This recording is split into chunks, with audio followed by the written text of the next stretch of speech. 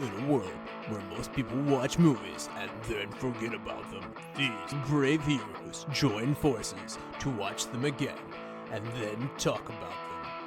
Join them in their epic journey as they go back in time, a decade and beyond, to revisit and break down films from a vast array of genres. Do these movies hold up over time? Are they classics? Find out on Retro Movie Roundtable. Starring your hosts, Bryan Frye, Chad Robinson, Dustin Melbartis, Lizzie Haynes, and Russell Guest. Coming now to headphones in your ears. Welcome all you lords, ladies, and knights of the Retro Movie Roundtable, the podcast where we watch movies and then talk about them. I'm your host, Chad Robinson, and joining me today is my good friend and co-host, Bryan Frye. Bryan, thanks for joining us tonight. Yeah, good evening, everybody. Bryan is doing like triple duty. You'll hear him on probably 3 weeks straight of episodes. Yeah, I've got this one today, and then we've got Dogma this weekend and Crimson Tide next week. So, all right, spoilers. All the podcasts. Yeah, I'll be here quite a bit, and we do have a special guest joining us from Mobile, Alabama. Our guest, Veronica Adams. Say hi. Hi, my pen and stage name is Veronica Adams, and like the host said, I am based in Mobile, Alabama. Very nice. She's brought a wonderful movie. We had all of our hosts kind of clawing over each other to get on this episode, so we're really excited. But before that, Russell has prepared us with some warm-up questions just to get to know everybody, ease into the movie tonight. Tonight's movie is a remake or a reimagining of a 1932 movie. So, Veronica, we'll start with you. What's a remake movie you enjoy, maybe even more than the original? Yeah, well, one of them is The Mummy from 1999. Nice. Yeah, that'll be familiar. It was innovative for its time, especially when I remember the intro, how it made it look like ancient Egypt.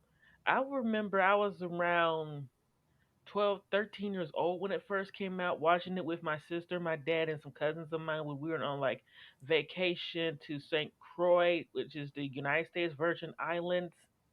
Like the very beginning, I remember, and also a few months later, I remember getting like the VHS, the ancient Egypt scene. Little did I know at the time, it was CGI, which it fooled me. It's gorgeous. Yeah. Going back into that, I love being sucked right back into it. My daughter watched it for the first time and was blown away. Frye, what's your remake that you may prefer better than the original? I'm probably going to hell for this, but I'm going to go with Gone in 60 Seconds. Why? Because I know I really like the original too, but I absolutely loved the remake. So it's I'm sure that's not shared across the board for that film, but it's definitely one of my favorites. Lizzie's not on the podcast, so it's a safe space to for Nicolas Cage. Yeah. I think that's an instant 2-star docking. I Right. mean, mine's in that same territory, Frye. I have Zack Snyder's Dawn of the Dead, which is a much dumber movie than the original one. The original one was full of social commentary, but it's a lot slower. I like putting Richard Cheese music in the background. Love that. His version of Down with the Sickness.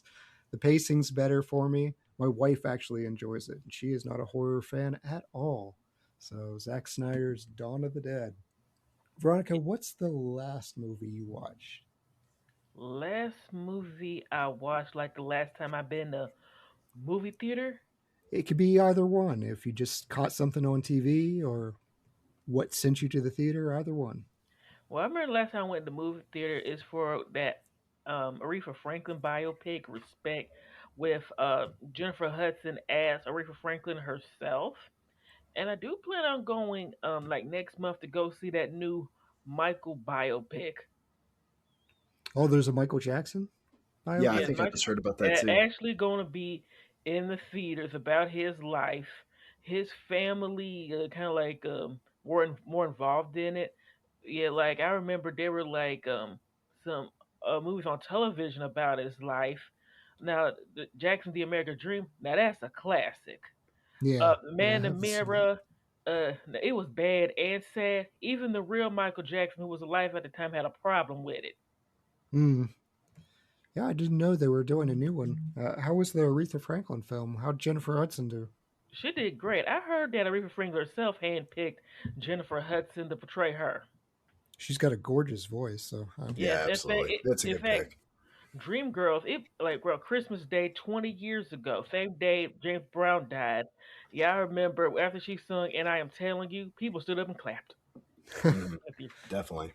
was Dreamgirls 20 years ago? That makes me feel Oh, old. Christmas Day. I don't want to think about it like that. Right? Yeah. Okay. Fry, what movie did you watch recently? Oh gosh, I rewatched Lone Survivor. That's Okay. probably the last film I watched. Yeah, it had been since it came out in theaters that I had seen it, and yeah, it was just as depressing and the cringe level injuries. Like it's definitely a movie where all you do is go oh, like just it you feel it. Mm, okay. I haven't seen that one. Well, I watched Scream 7. That is a very cursed production. They had to restart, back up the Brinks Like trucks for Nev like Campbell. they finally fight back. It's it. They had a lot of problems, like firing Melissa Barea. Yeah. Jenna Ortega quit. A lot of controversy around that. So I feel like it showed in the script. It's probably the worst of the Scream franchise, which is unfortunate. But it, Sometimes the behind the scenes during like production, well, it can be a little bit interesting than the movie itself, like The Wizard of Oz, yeah, the one in w- 1939. we Oh yeah, I covered heard that. some wild stuff about that. Yeah, give And then Judy there's Garland The Wiz. cigarettes. 39 years later, there was The Wiz 1978. There was some interesting stuff that happened there.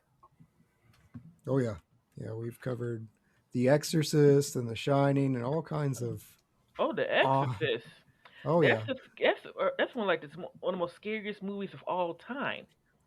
yeah. Our director was firing guns behind people's ears and causing tinnitus and other things just to get them to act scared. There was a lot of ridiculous And injuries. also like that scene where they're trying to exercise Linda Blair's character. The room they were in, it was 0 degrees in there, that Yeah, cold. And they actually have a real exorcist on that movie set. fair, fair. Brian, we're gonna cover. We may need an exorcist for this type of possession here. What movie are we covering tonight? We're going to be doing Stephen Sommers' 1999 film, The Mummy.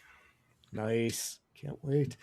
This stars Brendan Fraser, Rachel Weisz, John Hannah, Arnold Vosloo, Jonathan Hyde, and Kevin J. O'Connor. Like we've said, it was released in 1999 with a budget of 80 million. It practically Mhm. doubles that domestically. That's good enough for eighth that year. I kind of have memories of this from my childhood. I feel like it was bigger than eighth. It places right behind Big Daddy and places right ahead of Runaway Bride, a favorite of Dustin Melbardis, who gave it a sterling 1.5 stars. I, Mhm. I Good covered that times. episode. Good Covered that episode times. with my wife. That Yes. was a fun one. We've covered a lot of Julia Roberts movies, the Retro Roberts Roundtable. The number one movie that year, Star Wars Episode 1, The Phantom Menace. That makes Oh yeah. sense. Russell says, allow a chance for Chad to groan in dismay. I'm not going to do that. Like, you know what? The sequels have warmed me up to the prequels. Like, the prequels look good in light of uh, the rise of Skywalker and the Last Jedi and all of that. Like I have a new target to dislike. IMDb gives The Mummy 7.1. Pretty good. Rotten Mhm. Tomatoes, the critics are giving it 63%. Don't know what that's Mhm. about. Audience 75%. Gets a lot of nominations. It doesn't win pretty much anything, but it's nominated for an Academy Award for Best Sound, BAFTA for Best Visual Effects, Satellite for Best Visual Effects, MTV Movie Awards for Best Action Sequences, Saturn Award nominee for Fantasy Film Actor, Actress, Director, and Writer, as well as a Fangoria Chainsaw Award nominee for Supporting Actor, Score, and Makeup. We're going to talk about those two categories because that's really interesting. those two, they cover a certain genre. Blockbuster Entertainment to let you know just how old this movie feels when Blockbuster was still relevant in nominating things. Long Favorite before actress. Netflix, long before Netflix started as that company that sell that mail you DVDs. Yeah, Bryan, you still have one out. Is it in Portland? Like, there's one out west. Like, Oh there's no, a it's not here. I'm not sure where it is. I am aware that there is still one floating around out there, but it's not in Spokane. Maybe in Alaska. Could be.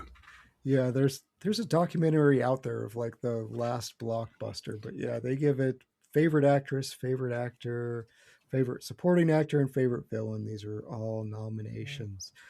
So, Veronica, you mentioned you had seen this movie before.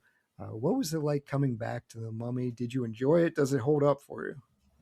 I enjoyed it, and I've been learning like some new facts about it as I got older over the years. Like for example, the movie wasn't filmed in Egypt at all. It was filmed in Morocco, and also it was real hot on set. And this is a advice for directors: don't hang your actors because Brendan Fraser, when that hanging scene, he almost died. Yeah, yeah. I don't know why we that wasn't necessary for the shot. Like we could have seen feet of a dummy or whatever else. Like why we need to turn poor Brennan purple. Yeah. I have no idea. So you still enjoyed it revisiting it. When was the last time you saw this movie? Probably a few years ago. Okay, so it'd been somewhat recent. Yes. Frye, how about you? You were clamoring to get on this. When did you first see the Mummy? When did? Uh, Oh, how- I definitely saw this in theaters. As far as the last time I watched it was probably in college. It had been a while. One of the big exciting pieces of us doing this was like, oh yeah, I do definitely need to rewatch that. This was a fun movie back then. It's still a fun movie. It's Yes. exciting to be covering it. It's more like an adventure than a actual horror. I'd agree with that. yeah, and Rachel Weisz would too. I same with Fry. I saw this in the theaters when it came out. I thought it was awesome. It really helped inspire my love of antiquities, ancient Egypt, ancient Greece, ancient Rome. I was And the I kid. have a degree in art history with a minor in dramatic arts. Oh, Nice. nice. Thank you. Nice. I have a master's in early American history, but it doesn't do me much good. I write code, but I wanted to go into classics. I wanted to go into Greece and Rome. Just WVU did not offer Greek. So I took several years of Latin. I think it was 6 years total. Uh, doesn't really help me a ton, but couldn't continue without the Greek. So we will be spoiling this movie. Bryan, you have our plot summary? Yes, I sure do. Okay. All right. Bryan's going to spoil that for us when we return after these brief messages. Welcome to the All 80s Movies Podcast. I'm Bill. And I'm Jason. And this is the podcast where we talk about the blockbusters, the flops, and everything in between from one of the freshest decades for movies, the 1980s. So whether you're a brain, a jock, a valley girl, or a Jedi, we've got some 80s classics for you. Do these movies stand the test of time? Are we discovering something new? Is there an 80s movie we're finally watching for the first time? Join us each week as we dive into the cinematic nostalgia that inspired and influenced a generation. From the hits to the cult classics, we'll discuss our earliest memories, favorite scenes, fun facts, and our not-so-favorite movie moments too. It's the All 80s Movies Podcast, now available on all major streaming platforms. Please subscribe and happy listening.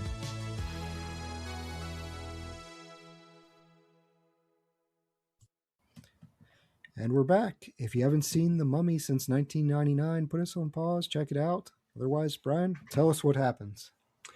Set in the 1920s, the story follows adventurer Rick O'Connell, who once discovered the legendary lost Egyptian city of Hamunaptra. Years later, he is recruited by clumsy but brilliant librarian and aspiring Egyptologist Evelyn and her treasure-seeking brother Jonathan to guide them back to the ancient ruins. While exploring Hamunaptra, Evelyn accidentally reads from an ancient book that resurrects Imhotep, a powerful Egyptian high priest who had been cursed and buried alive thousands of years earlier for murdering the pharaoh and attempting to resurrect his forbidden lover, Anaxinamen. Excuse me, Anaxinamen. I've literally practiced this like 3 or 4 times before this. Anaxunamun? I can't say it Anaxinamun. right. I hear it correctly, but it does not come out of my mouth correctly. Imhotep begins regaining his strength by draining the life of the men who opened his tomb, unleashing plagues and supernatural disasters across Egypt as he grows more powerful. His ultimate goal is to sacrifice Evelyn in a ritual that will bring his love back from the dead. Rick, Evelyn, and their allies race to stop him before the ritual is completed. In the ruins of Hamunaptra, they find an ancient spell that removes Imhotep's immortality. Once mortal again, he is defeated and dragged back to the underworld. The surviving heroes escape the collapsing city with treasure and the knowledge that they narrowly prevented an ancient evil from returning to power. Until the sequel. Yeah, we can say that for another episode. It's a twist. I found out there are 5 Scorpion King movies. I had no idea. Nope. I knew there were 2. I only watched the first one. That actually might be worse than our running worst movie of the year. Scorpion King? Yeah, like Scorpion King 5. Oh. Okay, yeah. They all have a different Scorpion King. Like The Rock isn't Yep. doing all 5 of them. They've been Oh. straight to video. But Did he even do the second one? I think he just did the first one, didn't he? Yeah, he did. Yeah. Yeah, I mean, that one made a ton of money. That was Kelly Huang. She was with him. I actually did see that in theaters, I think. I did too. And it was only because its pedigree as part of the Mummy lineage, because I think that happened before Mummy, the Dragon Emperor, which was just garbage. Oh, I remember that one. That one came out around the time the 08, the Olympics, Beijing. I was super excited to see Jet Li in that, and then I was like, wow, this movie's bad. And how did you guys accidentally wake up 2 mummies? Come on now. The Yetis. Like, The come CGI on. Yetis Yeah. is what I remember. And also, I missed Rachel Weisz's character as Evie in the movie. Yep. Yeah. So according to what I've read about the new Mummy movie coming out, they're ignoring that Dragon Emperor ever happened and bringing the whole original cast back. So Yep. I appreciate that. It's a good choice. It's so Yeah. bad. Yeah, we'll definitely talk about the chemistry here. But Veronica, you started out almost addressing this question because this movie is trying to do a lot of different things. So does it succeed more as an adventure or as a comedy or as a horror film? And which lane is kind of maybe dominating? there were some humorous moments and also action adventure, but horror, I don't know. Maybe the original 1932 version was trying to market itself more in the horror genre. But did flash forward over 6 decades later, like how much technology changed for the past 60 years since the original Universal Mummy came out? I think this movie would probably freak out a younger person. Yeah, You know, younger person. this would be like a Disney horror movie. I was around probably my early teens when it came Yeah. out, so wasn't freaked out as much. Yeah, I think I was 16 when this movie came out, so it wasn't Right sending about, me yeah. running. Yeah, it wasn't sending me running from the room. But yeah, I bet if like a 7-8-year-old watched it, maybe. Yeah. So our part-time co-host Lizzie Haynes, we were talking about this episode, and she said, "Hey, I showed it to my oldest. Her oldest is 10 years old. Said he loved it." So I was checking with her. I'd forgotten. It'd been a while since I'd seen this movie.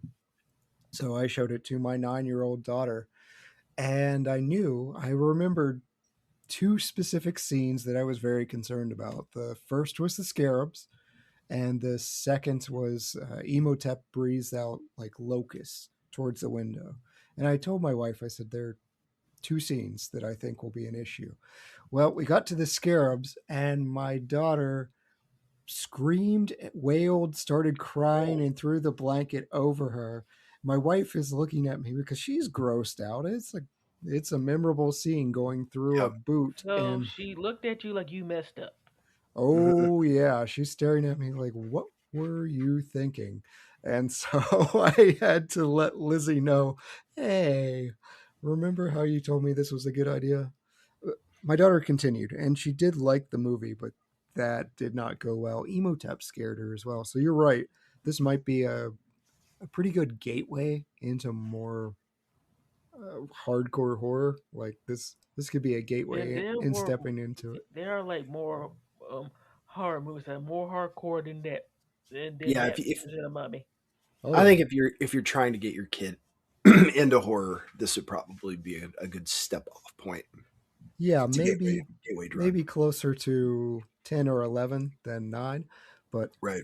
this movie is, I would say, it's much scarier than the 1932 version. I mean, the Universal monsters, none of them are particularly scary, but they're definitely in the horror genre. Like Boris Yeah, Karloff is doing his best. It's like more the set book, pieces. like some of the books they're like based off of, like Dracula Yeah. or Frankenstein. Yeah, the Invisible Man, all of those, the Wolf Man. I don't Wolfman. find any of them particularly scary, but they're Maybe the interesting. Invisible, but maybe scary for its time when Yeah. it came out Yeah. for its time. Yeah, you read about people passing out in like the 30s and 40s over some of these movies, and it's just like, For its okay, time. let's show you Saw.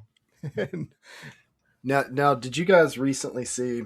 I say recently. I don't know how old it is, but it made a lot of waves on social media where it was. I guess they were taking a video of some Disney entryway during like peak season at Disney World, and so I mean it's just absolutely jam packed and everybody's moving slowly, and then some dude in the crowd just starts going Imhotep, Imhotep, and everybody just picked up with it, and I was like, "This is amazing!" It's hysterical. So if you look it up, it's like Disney World entrance in Imhotep millennial something, and Oh it yeah. literally the whole crowd starts doing it, and it's hysterical. You talking about the, Disney? yeah, I Yeah, think yeah, a Disney world or land, but because I do remember on like Universal Studios Florida, the amusement park, there's like some uh, kind of roller coaster ride that's based on the Mummy. okay, yeah, yeah. There is. Brendan Fraser talks to you and everything. It's like it's in between the Mummy 1 and Mummy 2.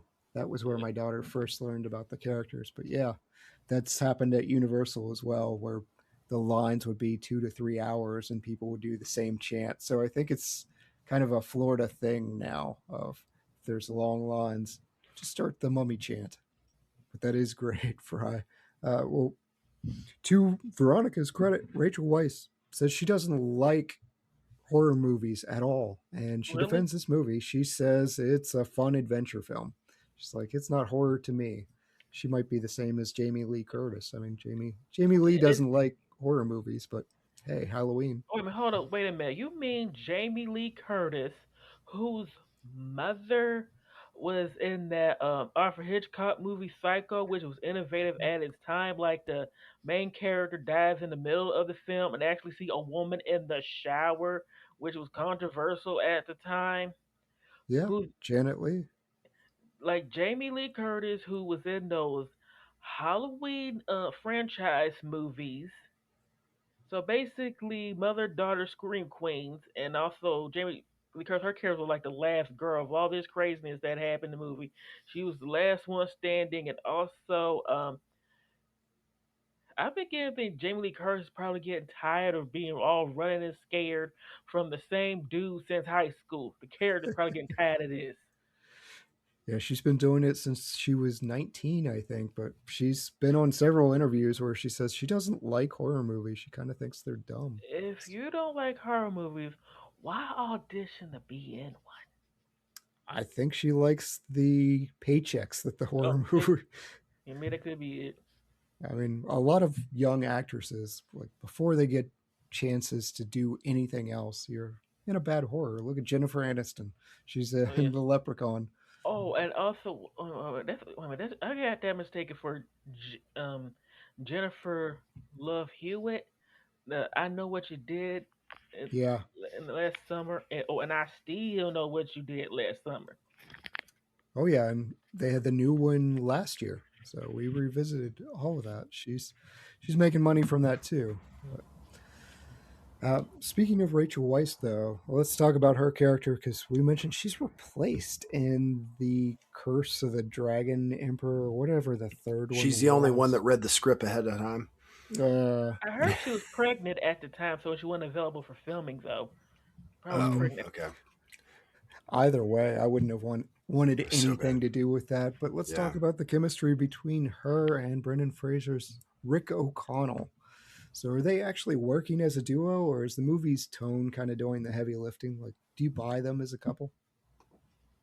Like at first they had so many differences, but then as they got to know each other, there was some chemistry.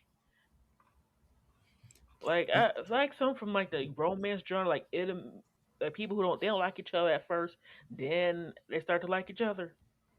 I mean, it's just the opposites attract, clashing Yeah, personalities motif all across the board here. They're that about kind as of different trope. as two people are, but I think there's a charming kind of banter between them that I really enjoyed. It Yes. felt to me like Han Solo and Princess Leia, like that initial can't stand each other and the Hmm. cultures they're from. I do love the opening scene where with Rick and Evie, where Rick calls her close while he's in prison. Then he kisses her, and why'd you do that? Seemed like a good idea. Yeah, I was Hey, about to die, so hey, why not? right. And then she gets all flustered later on. You Yeah, find out how she really feels because she's telling him it's a terrible kiss, but later she on when enjoyed herself. yeah, she's in her room going, "It was just a kiss. It was just a kiss." And you get that Like it wasn't wonderful. that good of a kiss anyway. So what does make their dynamic click? Is it like the banter, the contrast, the timing, or is it just both actor and actress are absurdly charming? Like, I miss Brendan Maybe Fraser. those things might be it. Like she's more like the character. Evelyn's more scholarly, kind of like a bookwormish, and he's more adventurous and outgoing. She has that adorable line, "I'm a librarian." Drunk. Yeah. Like what a place like be doing it to a girl like this. This is actually a remarkably funny movie. Like and the comedy of it kind of holds up, I think, pretty well. So Hmm. this like I feel like this delivers on a lot of different genres in different ways. And one of the most important things that I think really glues this together is there's really not a poorly cast person. No, this was a Like hard recast. this was a The really hard recast really recast movie. well. It did earn its awards.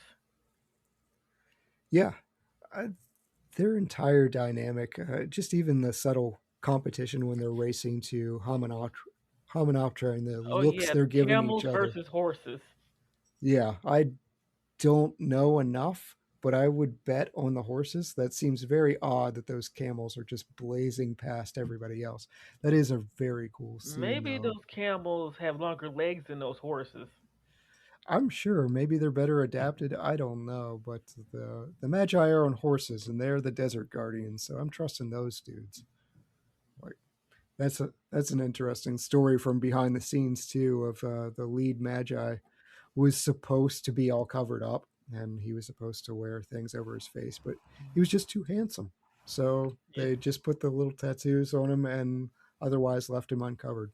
Like, So, Yeah, that part. according to Google and their AI assistant, which clearly could never lie, mm-hmm. um, Horses are generally faster than camels, specifically in short distance sprints on solid ground. Oh, Okay. So sand, they may have an edge there. And Chad, I'm not sure. Are the Magi on camels? Like No, I feel like every they're on time they shoot horses. to the guys, yeah, that's what I was saying. Yeah, That's what I was saying. I said they were on horses. Okay, That's okay. that's why I'm going with them. No, I assume they know what they're doing, but that is Yeah, interesting. So camels are better at endurance yeah, oh, movement. with that yeah, harsh wet heat. yeah. The one camel like genuinely did hate Kevin O'Connor, the guy that played Benny. So Oh yeah, Benny, I remember that part. when he's pulling on the camel, like that's a real thing that just happened. Like it's funny that it made it into the movie, but apparently the camels just genuinely hated that dude for no apparent reason. Like I'm not So, going I with mean, you. he was basically cast to be that guy. Like, yeah, a fairly dislikable scoundrel. Oh yeah. yeah. And Brian, you mentioned that in your plot summary, Evie accidentally revives the cursed Emotep. Who? It's totally like don't read the book like the Egyptologists talking about like what does a woman know talking about you mustn't read from the book. It's anything.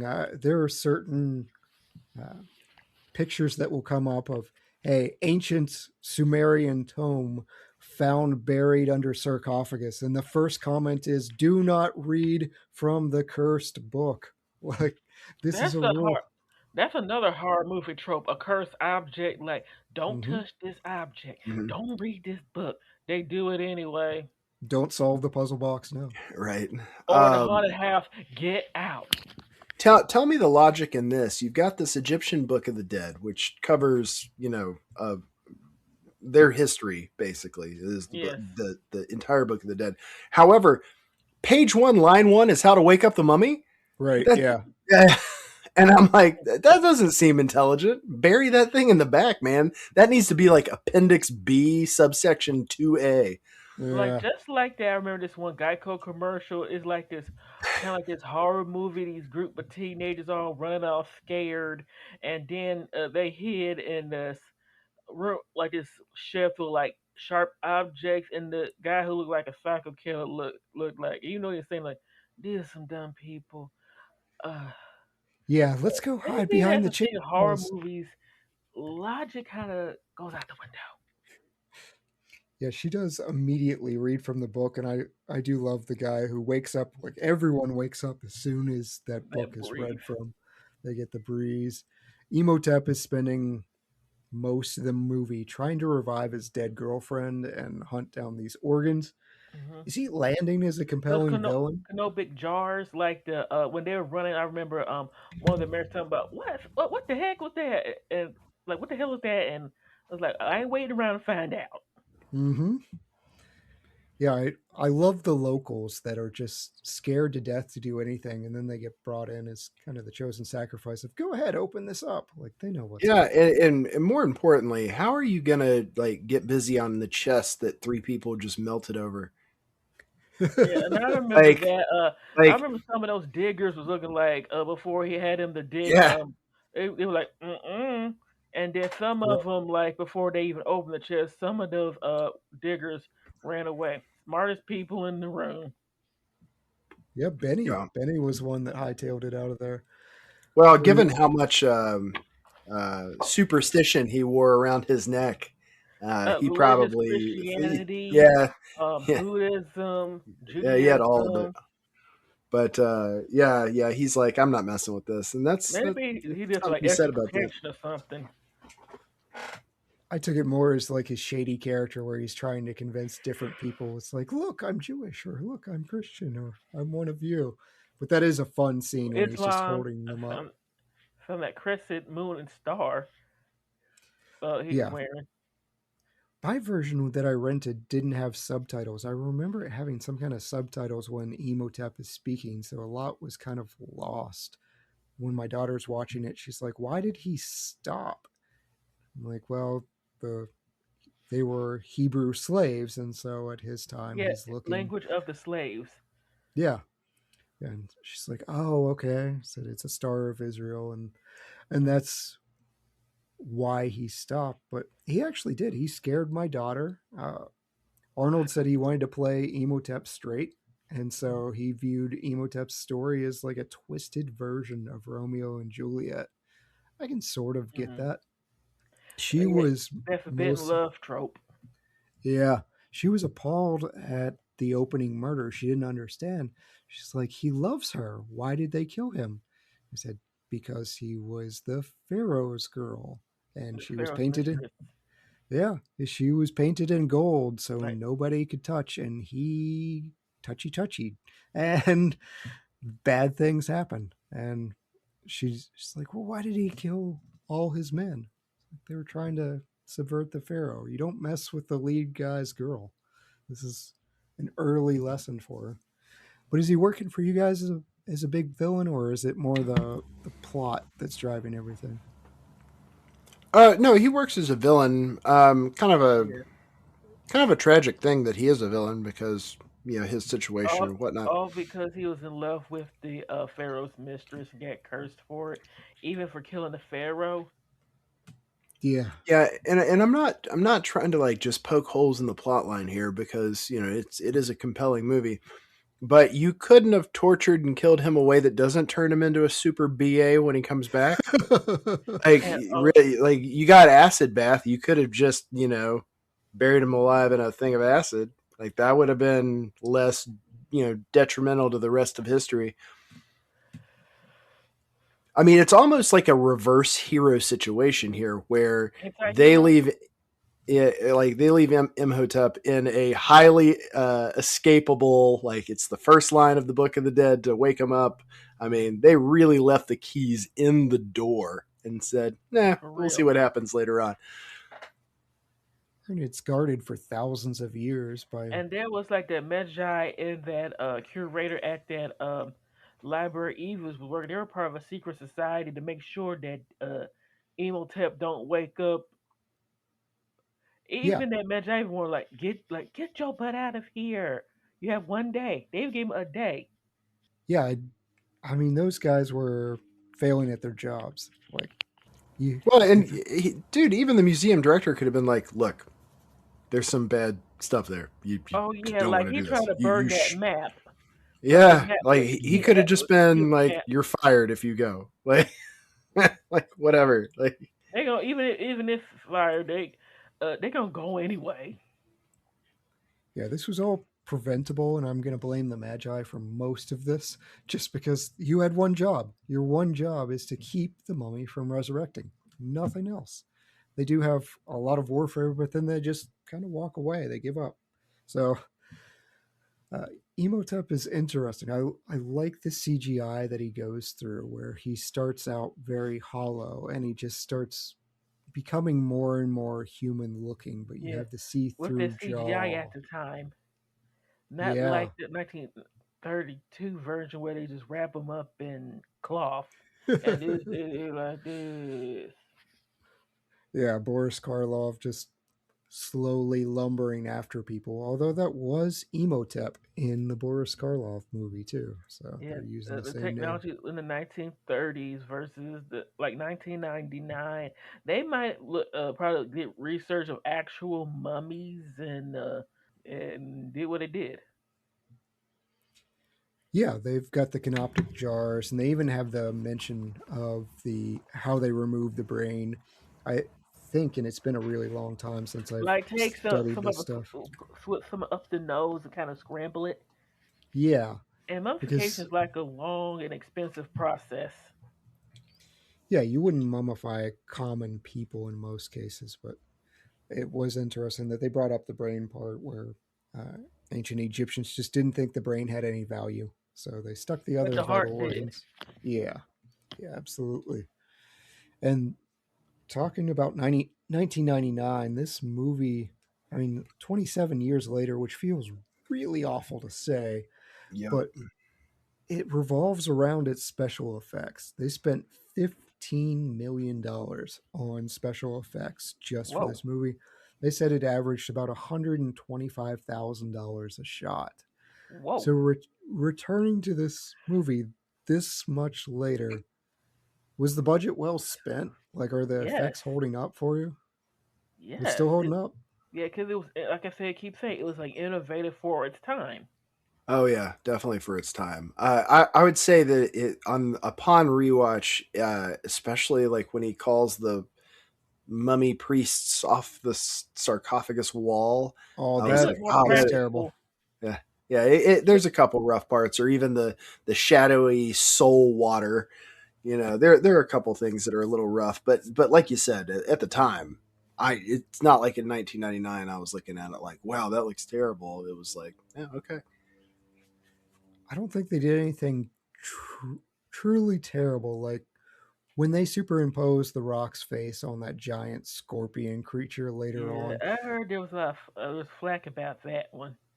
Oh, it was awful. I can remember people laughing in the theater when it came out. We were just like, what It is scared me a that? little bit with the claws and all. Like it just woke up after all those centuries of sleep. Yeah, they were trying a bit too much. We talk about Jurassic Park. I think those effects largely hold up. Bryan, you were calling out a few spots. There was one spot where they were in like uh, wind and they were thrown out of the wind and they land on the sand. That looked kind of hokey to me. Like you could kind of tell it was just almost like a jump cut from one to the other. And yeah, the hieroglyphics on the wall just seemed odd coming out. They Right. reminded me almost of Mortal Kombat when Reptile comes out of the wall. It's got that Yeah. Yes, very much same so. Oh yeah. In same fact, type. that video game's the reason why there's a video game rating system in the first place. Yeah, the blood code back in the day, and Mhm.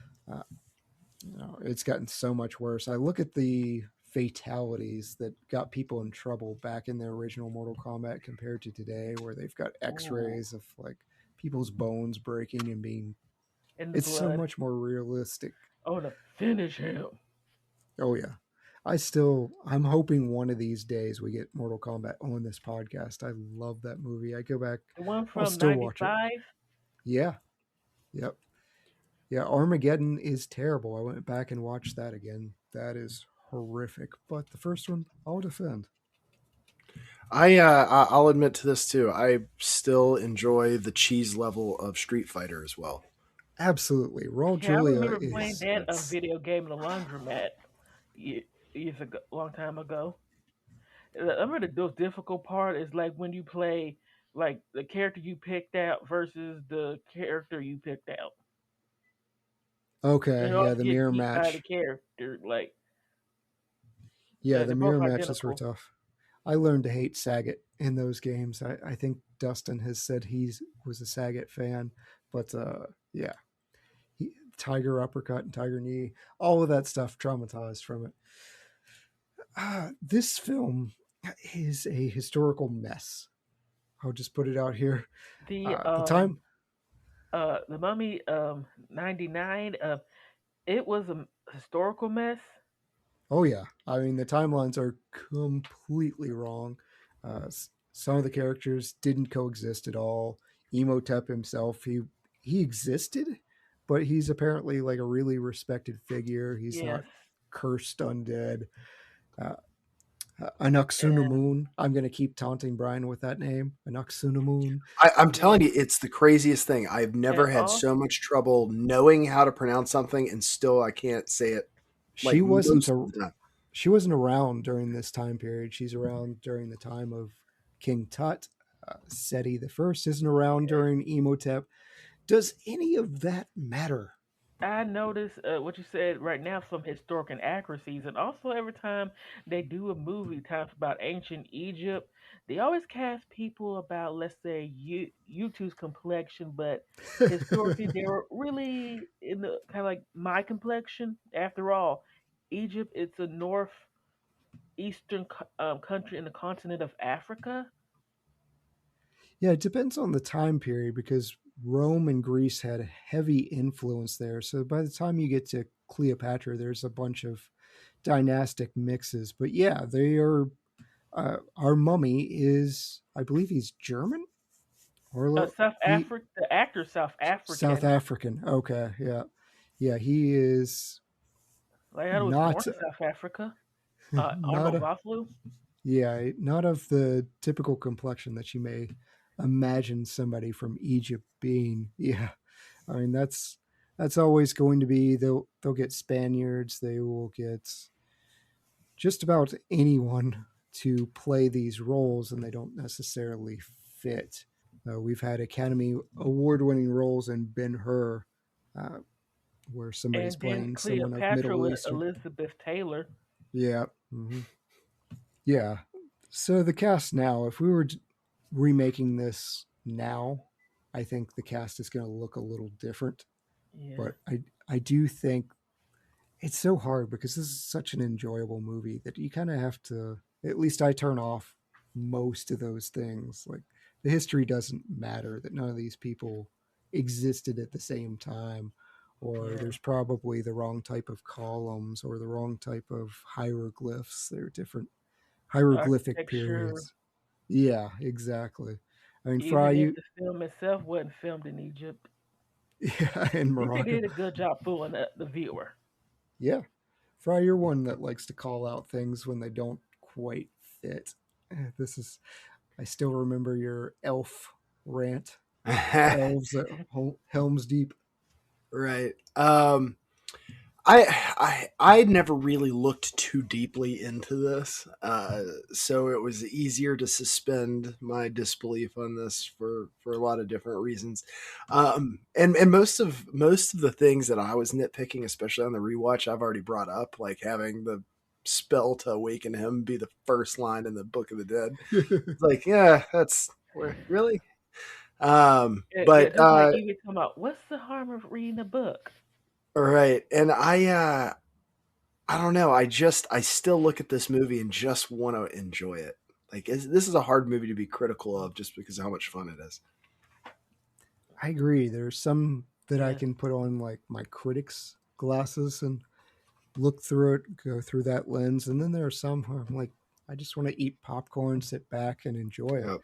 This Yeah. feels a lot like Indiana Jones for a Yeah, certain more kind generation. of Sure. Indiana Jones ish, of archaeology, and also like the move part of the movie set in the 1920s that when Egypt was discovered at the time, like they discovering to King Tutankhamun's tomb Yeah. around that time in the 20s.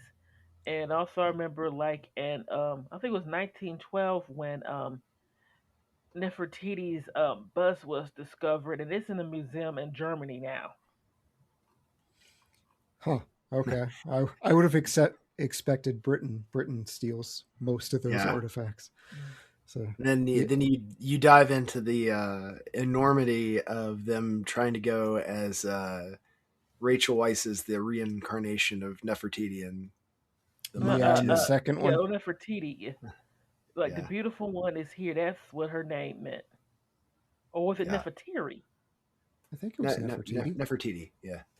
This feels to me a lot like Indiana Jones, and it's the same thing: adventure, comedy, romance, and horror. You go back and you watch Well, a little Temple more of Doom. technologically advanced than Indiana Jones, though. Just a Yeah. little bit. That's fair, but you They still use some got the booby CGI. traps. You've got the giant boulders. You've got people's hearts ripped out in Temple of Doom. You've Oh, got I remember faces that one. melting out on Raiders of the Lost Ark. Oh, yes. You've got guy firing one gun whilst flying through the air, and then a guy firing two guns whilst flying through the air. Why not? Yeah, just like with it. Yeah, I never saw it until about that till now. Like, there's some type of object or whatever. They trying to like talking about, don't touch this object, don't read this, don't go in here. They do it anyway. Mm-hmm. Yep. You do not open the Ark of the Covenant. Bad things happen. And that backfired. No wonder it made them close their eyes. Yeah, in And this that movie, scene when the faces melt off, yeah, that was controversial for its time. Mm. hmm that and Gremlins came out at the same time, and at that point we got handed down, hey, we probably need a PG-13 because this is Oh yeah, that's when PG-13 started like the like these rated PG to rated G and R and stuff and R. That's been happening since like 1968, the end of the Hayes Code. Horror had to deal with a lot of that. Yeah, horror was almost killed by the Hays Code. But the day after this movie was released, Frye mentioned our director, who is Stephen Sommers. He receives a phone call from Universal, and they said, "We need another one." So Really, the as very soon as day. this gets released, they're like, "This is great. We need this." And same with Indiana Jones. We're not going to stop. There's a Mummy 4. You guys have said you've seen some of the sequels. Did you enjoy the sequels? Well, I liked the second one. The third one was okay, and I didn't really see like that fourth one. I heard that was bad. In fact, it was some type of like series that Universal wanted to do, but that kind of got called off because of the flop of that other Mummy movie. So there was, yeah. So one and two, I think two One was with good Tom up Cruise in until it. the CGI, up until the CGI Scorpion King. That was a little rough. But still, the jungle sequence, the little pygmy guys, like there was a Remember that one? lot of fun to be had in that movie too.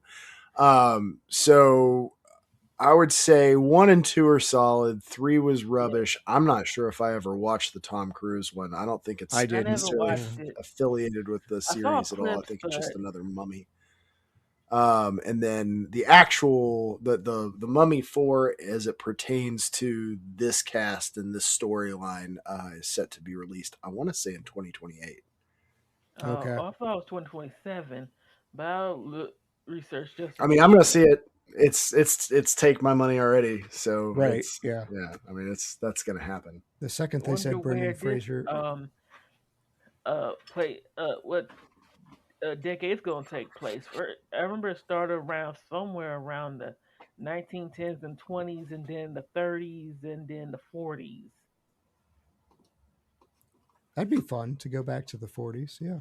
Because the third one, yeah, their It kid's was like older. the 40s one was like after World War II. Yeah. After or during, I don't remember the particulars of the third one. I remember not hating the kid. I thought he was decent in the second one, but it almost seemed Mm. Yeah. like everyone kind of got the Flanders treatment. Like Mhm. everyone became caricatures of themselves. Same thing with Jack Sparrow. Like he's a different person in Curse of the Black Pearl than he is through the rest of the movies. But memorable side characters. We've talked about Benny. Jonathan's in there, the Magi, the museum curator. Haven't talked about Winston the pilot. Is there a Oh character yeah. that kind of elevates this movie for you, or is there one that drug it down for you, or feel like they belong in a different film? Never really thought about it that way, but I remember like once he was like really bored after World War I, and I bet it like after like he was probably like glad to go when that plane kind of He that was plane determined to crashed. have a Get shot heroic in. death. Yeah, Right. John Hannah just makes this movie for me. I Oh just yeah, I think he's Jonathan. hilarious. He's so funny, and it's the lines, the practical jokes, the Yeah, almost like a drunken master kind of thing, where he ends up doing the like right that thing by fun doing the uncle. wrong thing. yeah. He's So always going back for the treasure and everything else, right, running around with the book. I like the curator quite a bit too. He yeah. just Yeah, even walks though he into was the. kind of sexist, talking about she's a woman. What does a woman know? Oh, that's Well, that my was student. Egyptologist. The curator is the one that tries to burn the map. No, oh, the curator. Oh, those two different characters. The curator and Egyptologist. Okay. Yeah, it's the 1920s. Everybody's sexist. Yeah, So, that's Yeah. true too. yeah, no one really gives Evie her credit. She unfortunately has to earn it, even though she's the one that's able to save the day, although she's also True. the one that ruins the day. But Yeah. At least she tried to um fix the mess she made. Like, don't yeah, read the book. She read the book. then she's trying to save it. But yeah, she's trying to. Her her initial name was going to be Carnarvon, and Carnarvon? that yeah, and you mentioned the 1920s. Howard Carnarvon was the one who discovered King Tut's tomb.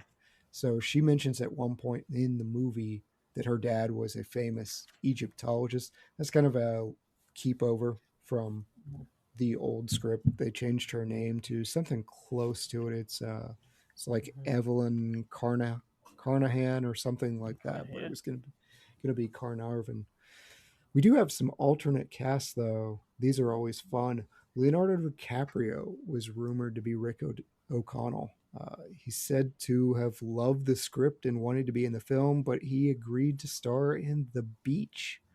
And Oh, it's I remember. also, Oh, yeah, the beach, the horror movie at the time. yeah, he asked if The Beach could be delayed so he could do The Mummy, and the producers refused. The Beach wound up Oh. getting delayed anyways. Do you want Leonardo DiCaprio here? Like, Hmm. is he capable? Well, it seems a little too young at the time for that role, but it would have maybe attracted maybe like a younger audience at the time. He was like the teen idol kind of sex symbol at the time. Yeah, when Titanic came out, what, 96, 97, something like that? 1997. Oh So yeah, it was like a really big thing. he wouldn't have been too far removed. Frye, you're a Leo guy. You want Leonardo DiCaprio Uh, here? let's see. Brendan Fraser is. He's got to be in his 50s, right? I At would least, think. yeah.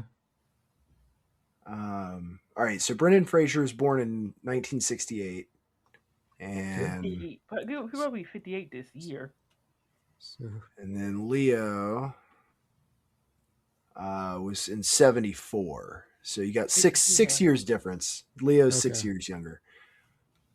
so he would have been 25 when this movie was made. Yeah.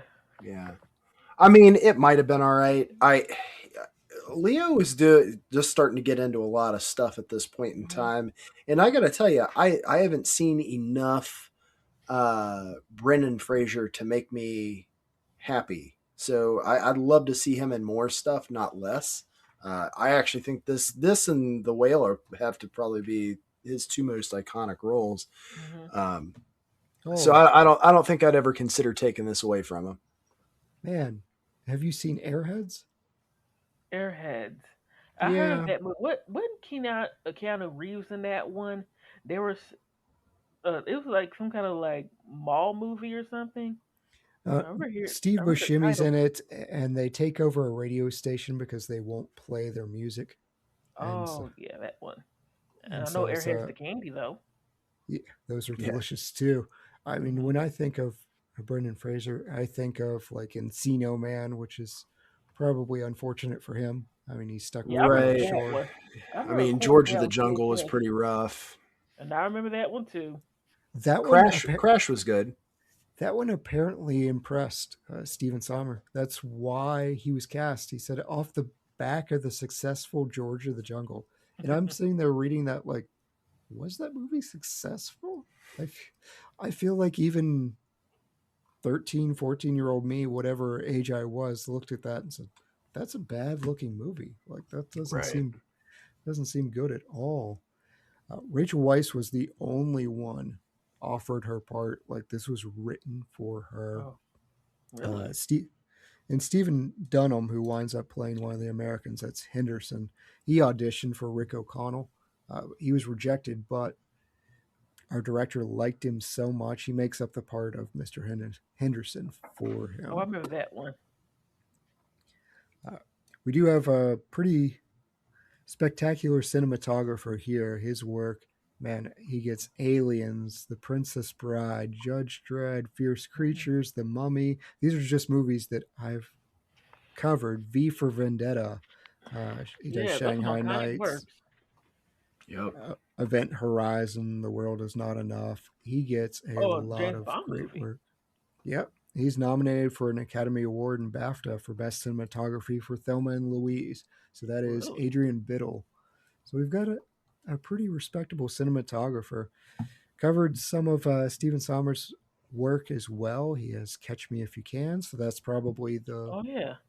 I was going to say, the Leo connection, but that's actually a 1989 movie. It's not the Hanks DiCaprio movie, but he does get The Adventures of Huck Finn, Jungle Book, Deep Rising, which we covered. It's not a great movie, but it's a fun movie. It's The Mummy, The Mummy Returns, The Scorpion King. Favorite of Frye's, Van Helsing. Do you like Van Helsing? I feel like that's Brian Fry territory. Yeah, I remember. I think I remember It that one. was a very highly cheesy film that is also enjoyable. My biggest knock on Van Helsing was I wish it was a little bit more subtle. They basically did something that could have been a really cool adventure movie like this, but then they made it with like a repeating crossbow and Yeah, just highly unbelievable weapons. Like they almost went Men in Black with it, and I was like, I don't know if I need that in my Van Helsing film, because again, the cast in that one was really good. It just it got 90s action movied, and Yeah, that's its biggest knock. 90s action early movie 2000s like have as a vibe. like '90s action movie has some kind of cheesiness or something.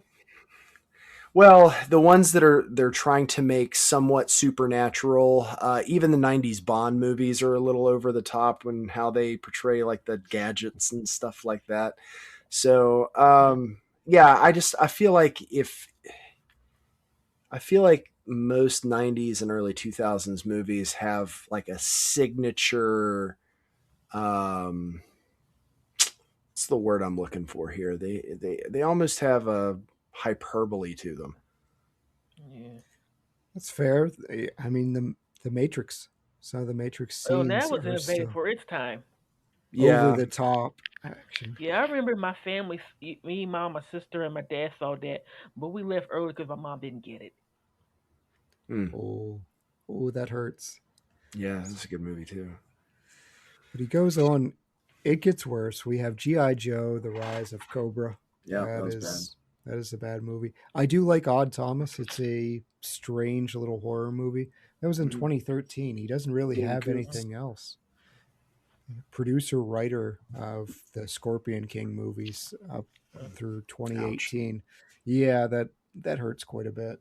I mean, I guess as long as you're getting a paycheck Right. and Yeah. Yeah. your paycheck isn't tied to the success of the film. Oh. We've talked about the location. Wasn't able to be shot in Egypt due to unstable political conditions. So we Yeah. are filming in Yeah. Marrakesh, Morocco. And that's hard to do too. The production had to have the official support of the Moroccan army, and the cast Oh. members had kidnapping insurance taken out on them, Oh, I remember which that is, part. yeah, Stephen Sommers disclosed that to the cast only after they finished shooting. So read your writers, folks. That was probably in And their writer that they signed. yeah. Marrakesh did have the extra advantage of being much less modern than Cairo. Like if you've Oh been to yeah. Egypt or seen modern Egypt, it's not going to be how you see it in your head. Like they're Mm-hmm. Yeah. skyscrapers and things like that. It's easier to dress like you're in the 1920s. The production Oh set yeah. up 2 weeks before filming. They took down telephone wires and cables and shipped in period cars, and they had to ship in camels. Couldn't find Oh yeah. locally Oh, sourced camels in Morocco, I guess. Our desert scenes, they're in the Sahara Desert. They're outside a small town of Erfurt. There are troubles shooting because sandstorms happen in the desert. They're daily inconveniences. oh yeah. Uh, wa- Wildlife, too, was a huge problem on set. There's a ton of cast members that are airlifted to medical care. They're being bitten or stung by scorpions. So, Oh, I remember they, that one too. yeah. In the Uh, heat. Yeah, the heat is causing people to pass out. It's just it's a difficult film. It's a hard setting to get this done. Yeah. Uh, Like I said before, the behind the scenes kind of have an interesting story to the movie itself sometimes. yeah. Did you guys notice while you're watching this movie? There's really, even though there's some disgusting things happening, there's not much gore. Like they cut away from it. They had a hard and fast no gore rule. No, I don't think I ever made special note of that. That's interesting though. I mean, I know they do the whole like gooey skeleton bit. Yeah. So there's a lot of dry and dusty, but yeah, I guess really isn't any blood and guts in this, really. There's a lot of cut to shadows, and you see the silhouettes being stabbed, things like Sure. that. Yeah. And they did tests for grossness threshold, which I have to yeah. imagine both scarab scenes were probably at the tip top. Yeah, they were a And little frightening for me at the time. yeah, and seeing Emotep's tongue cut out had to be pretty high up Yeah. on that grossness And threshold. scarabs, they looked CGI, which fooled me then too. Yeah, I was terrified of flesh-eating beetles. I didn't know this was the creature that was just kind of made up for this film. We do have a Star Wars connection. Speaking of out in the desert, so Star Wars: A New Hope. We are using a cloak that was worn by Alec Guinness when he played Obi-Wan. That made it into an extra as wearing Obi-Wan Kenobi's cloak. So fun little background there. And again, Magi, they're supposed to be tattooed head to toe. Stephen Sommers vetoes it because he thought Oded Fehr was too good looking to be covered up. Oh, I gotta tell you, I agree with him. I do too. Like He that's- is a handsome man. I want that in my writing credits. Like supposed to be fully tattooed. Like I would put But that in too my pretty. IMDb Yeah, profile. too pretty. Yeah, too pretty to be tattooed head to toe. The filmmakers are seeking to make something faster and scarier for the mummy, so there's hundreds of shots that required optical or digital special effects in post-production. They're working with Industrial Light and Magic, same thing with, we mentioned the Star Wars connection.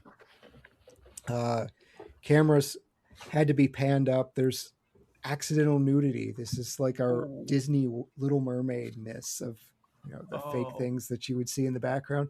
So that actually happens here. The cameras are panning up because Arnold Vosloo's cape would flow up during sandstorms. So you see the cameras pan. It's because his backside would have been exposed. Oh. And we had to avoid that. And Omid Djalili, I can't pronounce his name, the scarab, when he's laying on the ground, the scarab's crawling up his skin. Mhm. For whatever reason, he chooses not to wear underwear during that scene. And when he's like shaking out his Maybe trying to get a genitals. breeze due to that hot Moroccan weather. Yeah. So he's falling out of his pants when he's writhing in pain, and the editors are trying to cut around this nudity. But it's one of those things on VHS or whatever. If you pause it, there's some unintended nudity in a few frames while he's screaming, "Help me." So there you go. We have unintended nudity in The Mummy. Oh. Special effects. There are 4 distinct stages for The Mummy. The initial was started by a computer, while later stages are live action performance. So we go from our most decayed to our regenerated skin to really just a small amount of innards. I thought that was super cool going back. I'd kind of forgotten about the stages. Artists developed black and white sketches, then they moved on to color treatments before building the creature. The final creature, again, live action with prosthetics and digital imagery. It's usually when it winds up working the best, is when you're combining somewhat practical effects with a little bit of overlay on the computer. Yeah, I remember seeing some behind the scenes like that before. Yeah, poor Arnold Vosloo.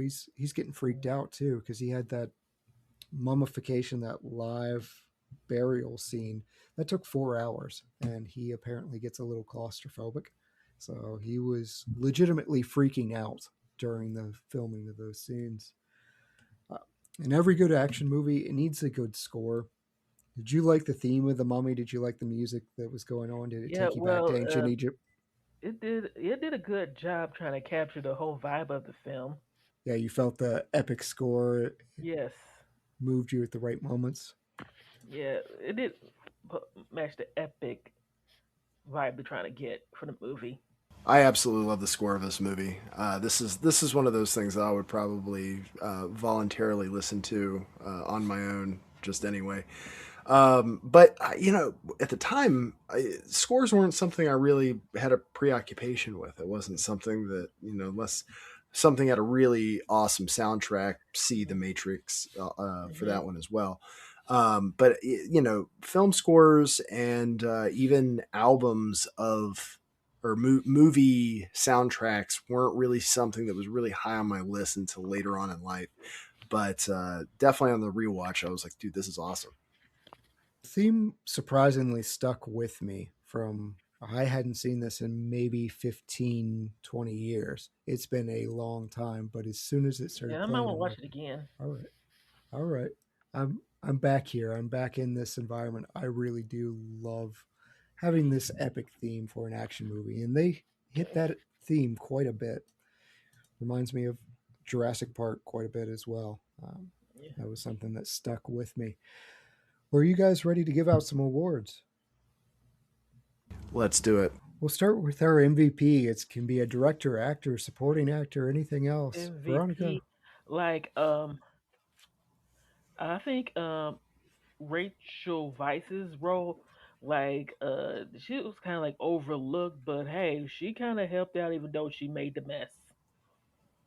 I like it. We see, we actually get, okay, what happens if you don't have Rachel Weisz in this movie? We have that Yeah, right. information, and it's a Let's not. much worse movie Yeah. without that chemistry. She is just wonderful.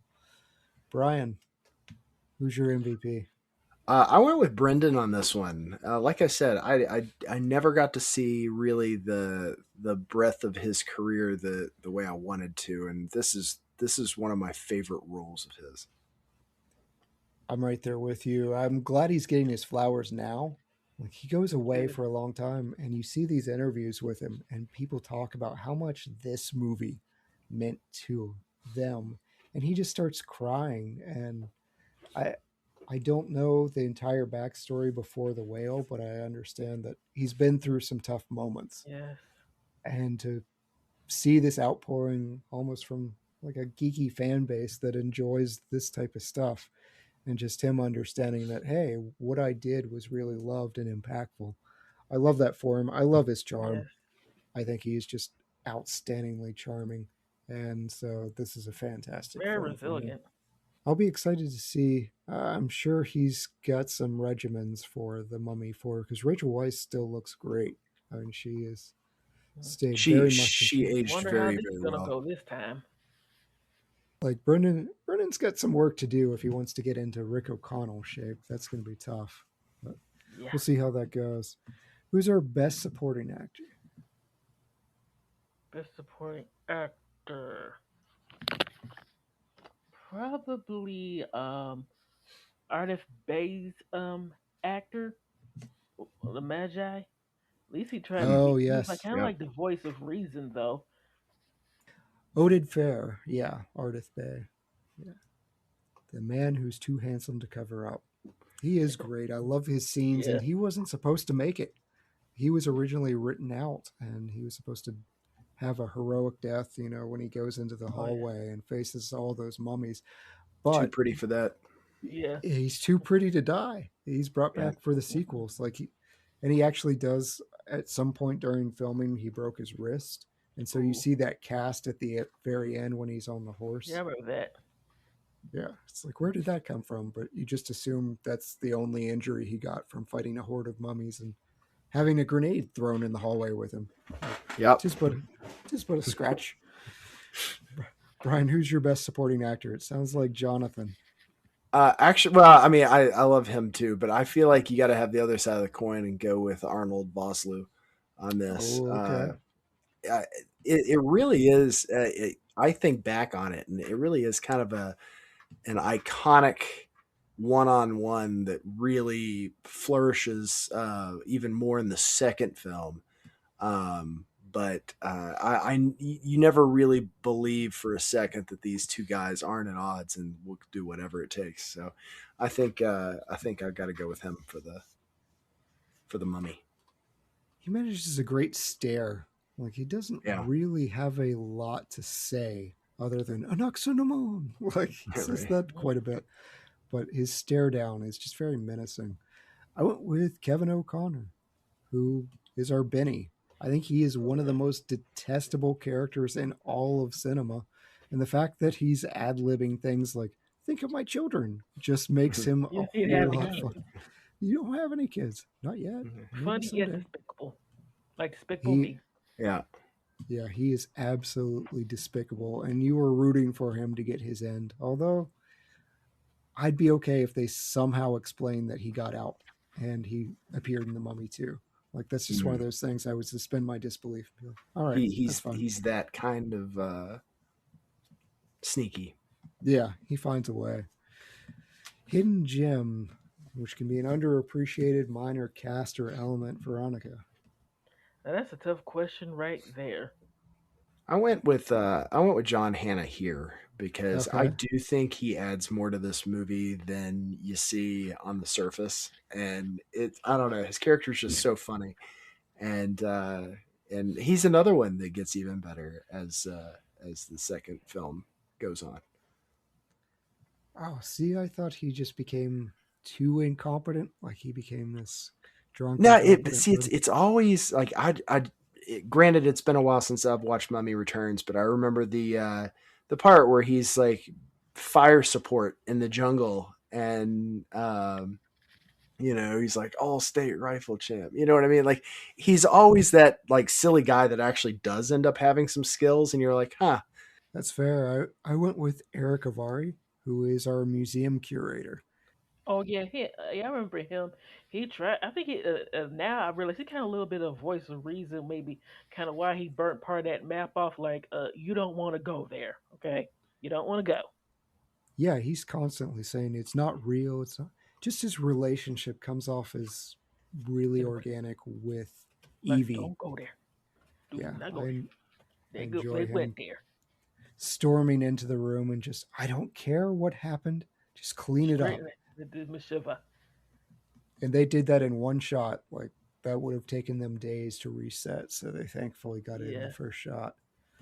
So anything after we're talking about that stand out to you, Veronica? Yeah, because I remember hearing something about some type of camera that kind of went around as those bookshelves went down. Okay, yeah. The domino effect. We've gotten a couple of those. We covered Robin Hood earlier this year, and there's a domino effect of the armor getting knocked over one by one. Right. And I got to tell you, it was one of the most disappointing things for me working for Barnes and Noble when I realized that you couldn't knock the different stacks over onto one another like No? hard. No, they're almost.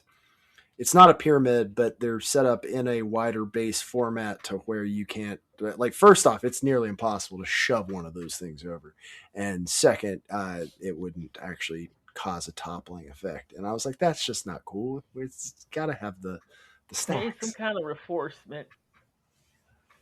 Huh. That's disappointing and almost Yeah, almost next time seems. you're in a Barnes and Noble, look around. You'll be like, man, there's no way this would work. Yeah, I it's a feel like bummer. you're creating a TikTok challenge that I don't want to see happen. Causing problems. You're just going to see some high schoolers charging in the door. No, running straight at the bookshelf. our biggest prank was always people either putting Bibles in the fiction department or flipping mystery titles so they were pages out in the mystery section, like okay. full shelves of it, and you're like, ha ha ha, thanks for that, that sort of thing. Fantastic. All right. Best recast. I think we spoke highly of all the cast members, but Veronica, if there's anyone that you could replace, who might that be? Well, I don't know if there's anybody to replace. They did a good job in the acting, so no need to replace. Okay. Perfect cast for you. I went after the Egyptologist, not because he did a bad job or anything, but I wanted to see maybe an additionally snobby English comic relief person, Yeah. and so I went with John Cleese as the Ooh. Egyptologist. I will never object to John Cleese being in anything. So we just covered Frankenstein, from Kenneth Branagh's Frankenstein, and John Cleese is in it, and he is not really funny. He's doing a very different role. It was surprising. I enjoyed him quite a bit. Well, Brian, I'm going to use a name that you should be familiar with. I love all the cast as well. I don't really want to recast anyone. I'll just go after Seti in this film, who is our pharaoh, and I want to replace him with Ghassan Mossad, who plays Saladin in Kingdom Oh of yeah, Heaven. yeah, that would be excellent. And Yeah, he's a like look great at it. actor, so that's a good call. It's a complete waste of his talent here. Well, yeah, it's like 5 seconds of screen At time. least I remember with the Magi and the ancient Egypt scenes, at least they were different colors. Yeah, yeah, Seti's in there very briefly, but Ghassan is he's wonderful as Saladin. Best scene. What's your favorite scene from this movie, Veronica? Like I said before, I remember like the intro, like as it was like setting the scene after it shows the universal globe logo and then the sun and the pyramid and the people and the going about like it like I said before, at the time I didn't know it was CGI, but it did a good job in that area. It was my daughter's favorite too. It just instantly transports you to the setting. They actually were going to open with a black and white Universal logo to kind of reflect that original Universal Monsters feel. I love that they changed it into that transition to the sunset, like you said. Hmm. Mhm. Brian, what's your best scene? I absolutely love the French Foreign Legion scene from the very beginning of this. Oh, that one. I just feel like it really kicks off the adventurous nature of this film, and it is the part where you get to see um, Brendan Fraser's guns, lots of guns sequence, and yeah, I And don't know, that it's just battlefield it, promotion that yeah, that general just dropped his sword, just left, and oh he was yeah, and like, ran "Look off, to me." and Yeah, I don't know, it was a lot of fun. I would love to pick an action scene. Like, there's amazing action throughout this entire movie. But Yeah. honestly, for me, the race to Hamunaptra with Evie overtaking everyone on her camel, Oh she yeah. does that gentle tick, tick, tick, and And Jonathan's cheering in the background. like, Get go this, Evie, yeah, go. you get a beautiful sunrise over the city and the swelling music. It just, everything about that just brings magic to this film. I love that scene. Best shot. We'll go with the best shot here, Veronica. It's a pretty movie. We talked about the cinematography. Like best shot when that Hamanatra the city was appearing, and as the sun Oh, started to reflect it. that is a cool reveal. Where you have to imagine though, it's one of those things when I was watching the movie this time, I'm like, somebody's got to be out here in the general region when the sun hits it. Like this makes no sense that the city's been lost for centuries, millennia. Somebody's got to be out there. We have radar. Well, not in the 20s, but still. I guess the Magi are killing everyone off. Frye, what's your best shot? I actually agree. It's the uncovering of Hymenoptera. That was really cool. It still gives you kind of that ooh, it's one of the big Indiana Jonesy scenes. Mm, Yeah. the leap of faith. Yeah. I went with the shot of the plane after it dives over the cliffs and you see this wall of sand chasing the plane and it overtakes the cliffs. It's just a really cool classic adventure plane escape. Best wardrobe or makeup moment. There's a lot of fun things to call out in this too. Yeah, I remember But Anaxa Amun's outfit. oh, the very sheer, very see-through. Our actress Patricia Velasquez. Yeah, Oh she's yeah, wearing like pasties and very little else to be covered in that in that wig. gold. Yeah, a lot of gold makeup. Okay. Frye, what's your pick? I literally wrote Anoxina Moon's "Don't Touch Me" suit. Mm, yeah. The gold makeup. It is. I think it's like a mixture of like clothes and makeup that look like a complete outfit. And I'm just Hmm. sitting there thinking, how long did it take you or Maybe a somebody few, to do all of that? Yeah, might need to look up that. It was probably another 4-hour makeup job. I mean, she Right. doesn't have very many scenes, but Sure. that's definitely a trying process, I'm sure. Evie's outfit for me in the town, where it includes that veil, it's the moment that Rick sees something more, and Rachel Weisz Not just is a just bookworm. stunning. Yeah, she's no longer just the mousy librarian. Yeah. It's the big reveal of pretty woman is pretty. So hmm she looks great in that. Change one thing from this movie, Veronica. What are you changing? Don't hang your actors like you said earlier. Like at least have like a dummy with the legs hanging out. That is a completely unnecessary stunt. I don't understand why they. Why do you have your lead actor doing that in the first place? Have a stuntman do that, and also don't have a stuntman do that. Have a dummy. Yeah, I agree. Yeah. Brian, what are you changing? I, you Putting an know, appendix in the book of the dead? yeah, Yeah. I Maybe go a little later. deeper into the, and There's a no, lot more. I am going to pick on one of the CGI moments of this. So you've got your main magi kind of fighting off the mummies that are called off the walls. I feel like you didn't need to spend $125,000 on that animation. I think that you could have had actors in messed up mummy costumes. Like if you just needed a like maybe a transition of them coming off the wall, fine, but then have real things. I with how you can shrink a person's appearance on film, you didn't need to go the CGI route just for their appearance. You could have actually used actors and actresses for that. I completely agree. I think that was a waste of 125,000 for that shot. I think it just looks hokey, and it's really not Yeah, even needed. Like it's not at all. we can have the mummies inside of the sealed up tomb coming out of the ground. That looks great. We don't need them emerging reptile style from the wall. So I'm with you there. There's a lot of fun quotes as well. This is just a fun movie throughout. But is Yes. there a quote that stood out to you, Veronica? Any quotes? Oh, bye, Benny. Like goodbye, Benny. I still like you're on the wrong side of the river. Just Yeah, Listen, any here of I his got all the taunts. horses. Yeah. Any of his taunts to Benny are hi just Benny, I'm going classic. to kill you now.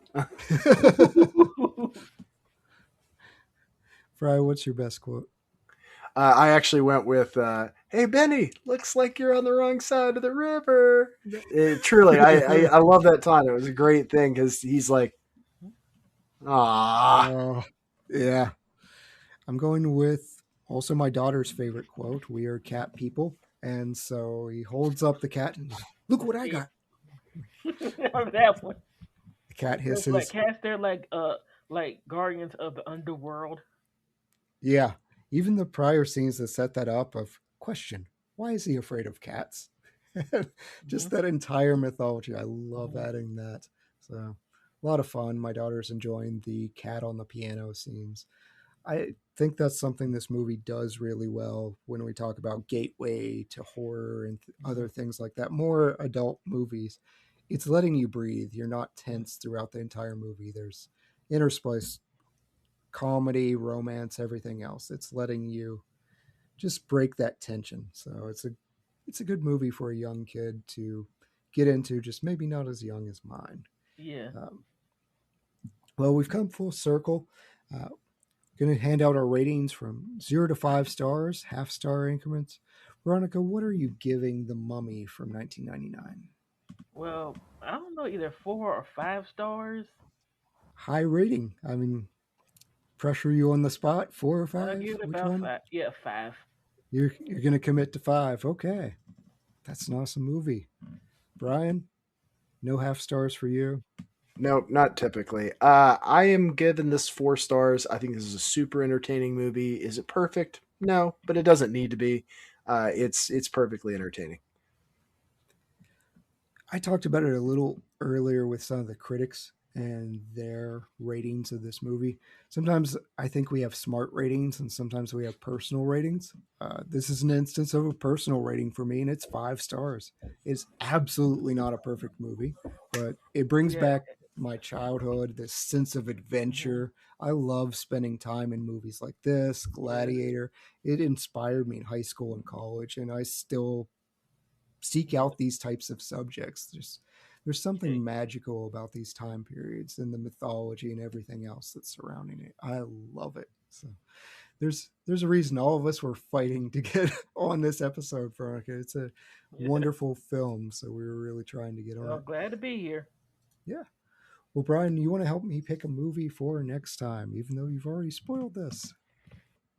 Oh, absolutely. Oh, that's true. I did, didn't I? You totally did. You spoiled the movie magic, but we are going to do it anyways. So, Jay and Silent Bob make their introduction to the Retro Movie Roundtable. We have 3 Kevin Smith classics featuring Jay and Silent Bob. Option number 1 is Mallrats from 1995. Both dumped by their girlfriends, 2 best friends seek refuge in the local mall.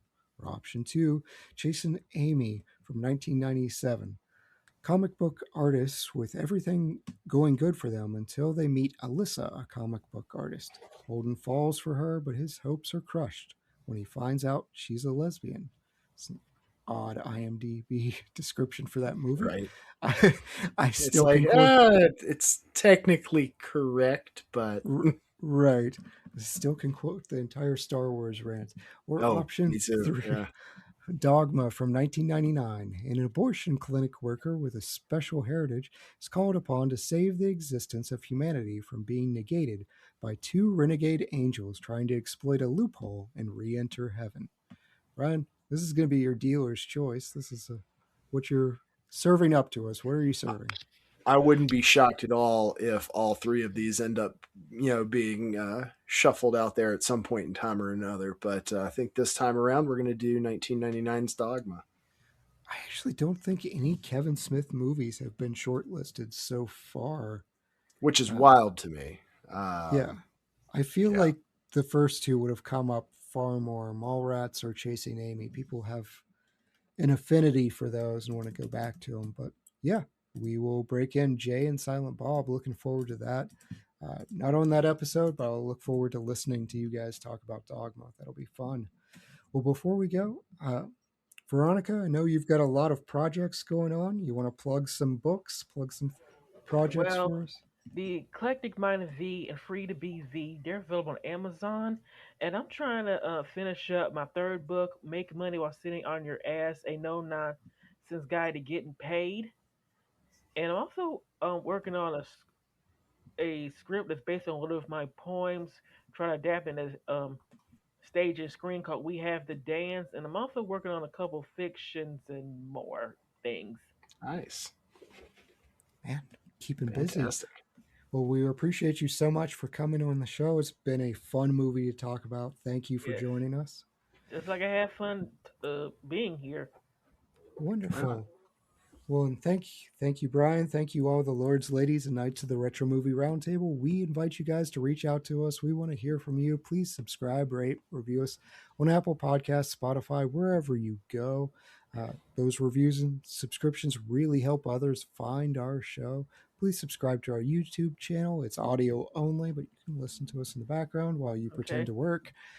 Give us a like on Facebook. Follow us on Instagram and Twitter at movie_retro, or email us at retromovieroundtable@yahoo.com. And producing and providing this podcast is fun, but it is not free. So we invite you guys to support the show at our Patreon page, patreon.com/retro movie roundtable. Any contribution is much appreciated and will go to our special effects budget that makes the show better for you, the listeners. As always, thank you for listening. Be good to each other and watch more movies. Brian? I'm sorry, Colonel. I meant to shoot you. Sadly, I'm not the marksman I used to be. I must be getting old.